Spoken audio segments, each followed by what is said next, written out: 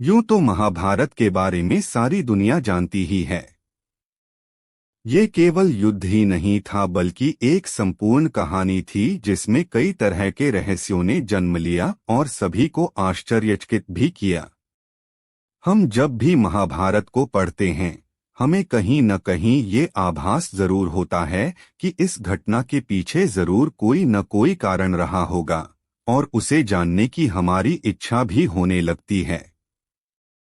तो ऐसी ही एक घटना के बारे में हम यहाँ चर्चा करेंगे कि आखिर महाभारत के युद्ध समाप्त होने के बाद अर्जुन का रथ क्यों भस्म हो गया था। जल्दी से आप लोग हमारे इस YouTube चैनल सत्य सनातन धर्म को सब्सक्राइब कर लीजिए और बेल का आइकन भी दबा दीजिए। तो चलिए शुरू करते हैं आज की इस वीडियो को। ये तो हम सभी अच्छी तरह से जानते हैं कि महाभारत के युद्ध में वीर अर्जुन ने बड़े बड़े पराक्रमी और शूरवीर राजाओं का सामना किया और उन्हें पराजित भी किया। इस युद्ध में न जाने कितने ही लोगों की जानें ही गईं, बल्कि असंख्य अस्त्र शस्त्र भी चले। ये सभी अस्त्र सामान्य नहीं थे बल्कि दिव्य शक्तियों से संपूर्ण थे, जिन्हें युद्ध में आए हुए योद्धाओं ने अपने बल और पौरुष से प्राप्त किया था।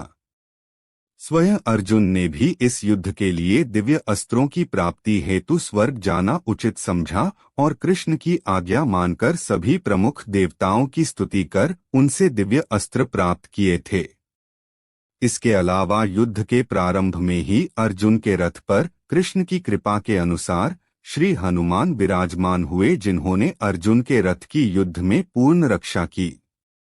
स्वयं कृष्ण तो सारथी के रूप में अर्जुन के रथ की सुरक्षा करते ही थे, पर हनुमान जी द्वारा उस रथ की पताका कभी नीचे नहीं हुई और यही कारण था कि उनकी शक्ति के बल पर अर्जुन के रथ की कोई हानि न हुई और युद्ध में पांडवों की विजय भी हुई।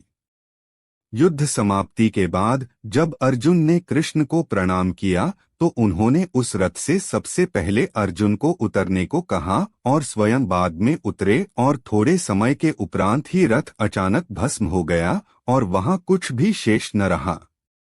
अर्जुन ने जब कृष्ण से इसका रहस्य पूछा तो उन्होंने बताया कि असलियत में तो ये रथ असंख्य दिव्यास्त्रों द्वारा नष्ट ही हो चुका था, पर हनुमान जी की कृपा और मेरे विराजमान होने के कारण ये युद्ध समाप्ति तक ही जीवित रहा और जब हनुमान जी और मैं युद्ध के बाद अब इस रथ से प्रस्थान कर चुके हैं तो इसका नष्ट होना कोई संयोग या आश्चर्य नहीं है।